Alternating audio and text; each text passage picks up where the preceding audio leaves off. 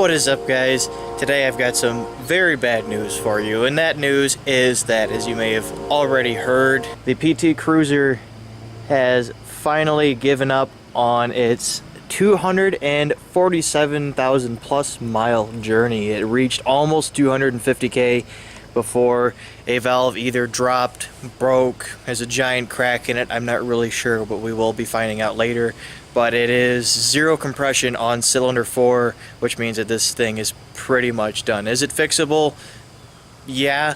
Am I going to fix the engine in a 247,000 mile car? No, especially not one that I paid $700 for and has X number of other issues that didn't hinder the car so much, but it just is not worth fixing. So here it is, just sitting in the driveway waiting to be parted out. I am keeping the 2.4 liter turbo, and I am keeping the automatic auto stick transmission as well. I'm going to be pulling the entire thing since it does still run.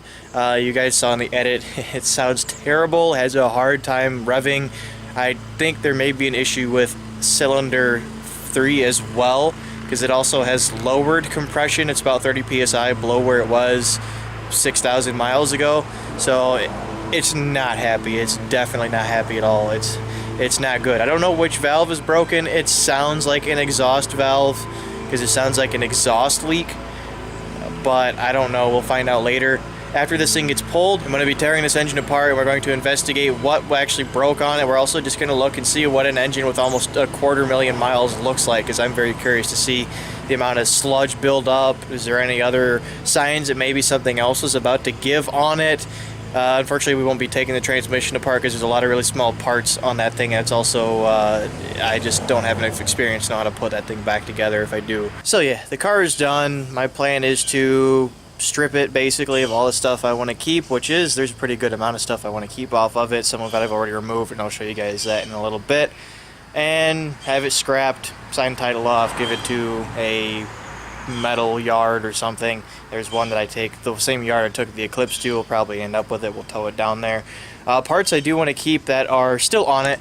Engine transmission, like I said already, the intercooler stuff, the trains cooler, all of that stuff I want to keep because it all still works. The only thing wrong with it is the engine has a broken valve or something. Wheels and tires I will keep, even though they're pretty shot if I do get a Neon like I want to. Still planning on doing that once the pain in the ass in the garage decides it wants to cooperate with me. I will be keeping those wheels and tires just as backups or whatever in the future. They're decent alloys. They have usable tires on them. Brakes. It's got brand new front calipers, brand new rotors, brand new pads. They're all the nice ceramic ones from AutoZone, the Duralast ceramic gold, whatever. I don't remember what they call them. It's got all those and brand new calipers, which were pretty expensive. And they will bolt on to a Neon or another PT Cruiser if I end up getting one. And I think the GTs have slightly bigger brakes than the regular non-turbo cars, so they'd be a nice upgrade to keep around. And this car does use the same knuckle that the non-turbo cars use, and I know that because I put a knuckle from a non-turbo car on it, which means I could use them for maybe a quick budget brake upgrade on a non-turbo car. That'd be kind of cool. And the exhaust, I'm going to keep all the exhaust. It's got a bunch of nice mandrel bends, 2.5-inch pipe, good stuff down there. And I'll be pumping all my gas out because I had just filled this thing the day before it broke, so it's got like 10 gallons of 93 octane in it, which is all probably gonna end up in the pain in the ass in the garage.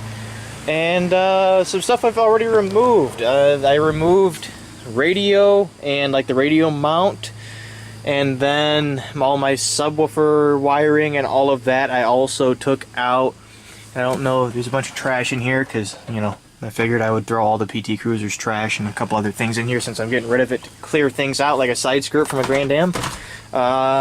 Removed all my stuff from it. Like, of course, there's nothing personal in here anymore. All my stuff is gone except for my little tree that can stay there. Removed the taillights already. I'm going to keep them just in case I get another PT Cruiser and it doesn't have the clear turn signals on it, or it's got them but they're damaged. I've got taillights that I paid 20 bucks a piece for or something, so I'll keep them around just in case I decide to get another.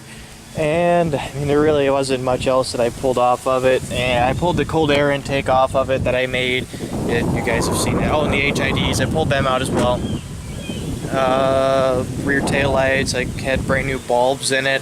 I'm going to go through it after we pick the engine and pull all the fuse out of it fuses out of it. If you're ever going to junk a car, throw it, scrap it or whatever, go pluck all your fuses out of it, because that could save your ass if you keep them in your car with you, and it could save you a little bit of money, because it's like, what, $3-4 for a pack of fuses, and usually you have to buy a whole pack just for the one fuse that you need, or you'll end up paying $1 or $2 for one fuse. So save all your fuses, all your relays, grab them all out of your car.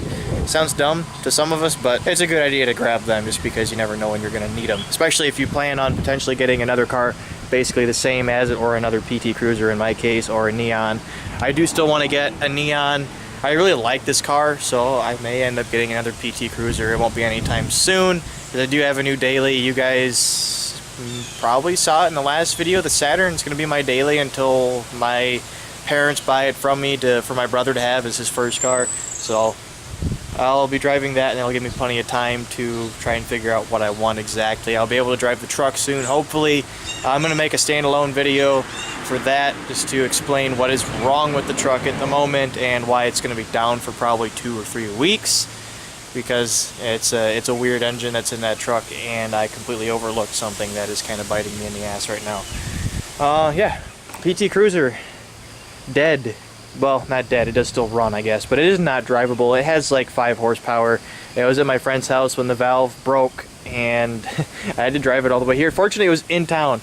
Didn't break on, I'm just weird at it. I drove it all day. It broke on Sunday. I was driving it all day Sunday, beating on it, getting into boost, having fun with it, like I do every day I drive this thing, and it was fine.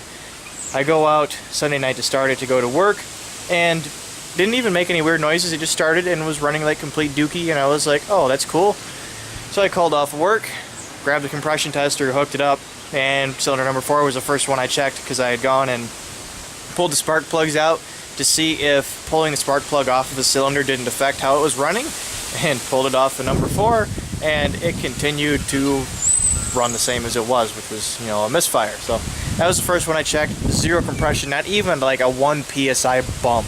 So it's a big chunk of this valve is broken, or there's a giant crack in it. Like it's really big, because otherwise with the amount of speed that those cylinders are moving when you're trying to start your engine over, it would have at least gotten like a little bump if it was like a small crack or just a little chip or something, but it's got to be a big chunk missing.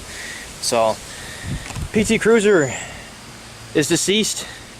It will be no longer. Today is Wednesday. Tomorrow I'm going to go buy a new Harbor Freight engine hoist, because mine was stolen by an asshole about a year ago, and we're going to go pull this engine, transmission, get the rest of my stuff out of it, pull the brakes, leave the wheels on it so we can stick it on a car dolly and haul it out of here. Friday morning we're going to take it off to the salvage yard, or not even a salvage yard, the actual like metal yard that's going to crush it and drop it off in its final resting place and say goodbye to it. So this will be not the last time you see it, because of course I'm going to make a video on pulling the entire thing, and of course there'll be another video after that on the condition of the engine, but its final appearance on the channel is coming very soon, and that is going to be the end of it.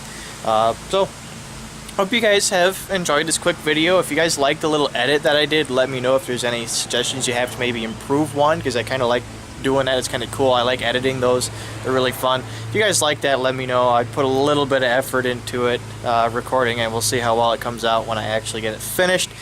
And you guys just be looking for the next couple videos on this car, pulling the engine and stuff out and then tearing it down.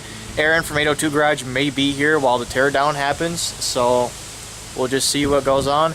Anyway guys, thank you very much for watching. I will see you guys later.